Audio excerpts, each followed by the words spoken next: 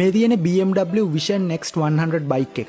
මේකේ පෙනුම විතරක් නෙමෙයි. මේකේ ඇතුලේ තියෙන තාක්ෂණය සාමාන්‍ය බයික් එකකට වඩා අවුරුදු 50ක් විතර ඉදිරියෙන් තියෙන්නේ. මේ බයික් එකේ තියෙන විශේෂම දේ තමයි මේකේ ස්ටෑන්ඩ් එකක් නැහැ.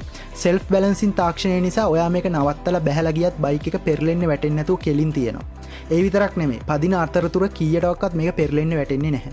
සාමාන්‍ය බයික් වල වගේ මේකේ හැන්ඩල් එක විතරක් හැරෙන්නේ නැහැ. මේකේ තියෙන ෆ්ලෙක්ස් ෆ්‍රේම් එකක්. ඔය හැන්ඩල් එක හරවද්දි මුළු බයික් එකේ ෆ්‍රේම් එකම එකට නැමිලා තමයි බයික් එක හැරවෙන්නේ. BMW සමාගම කියන්නේ මේක පදින්න හෙල්මට් එකක් ඕනෙම නැහැ කියලා. මොකද මේක ඇක්සිඩන්ට් වෙන්නේ නැති තරම් සුරක්ෂිතයි.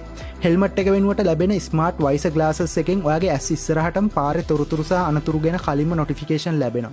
මේක සම්පූර්ණයෙන්ම zero emission. ඒ කියන්නේ පරිසර හිතකාමී ඉලෙක්ට්‍රික් බයික් එකක්. ඔයා මොකද හිතන්නේ? අනාගතේ මේ වගේ බයික් එකක් ලංකාවට ආවොත් ඔයා පදින්න කැමතිද? කමෙන්ට් එකක් දාගෙන යන්න. මේ වගේ ඉන්ට්‍රෙස්ටිං දේවල් දැනගන්න දැම්ම ෆලෝ කරන්න.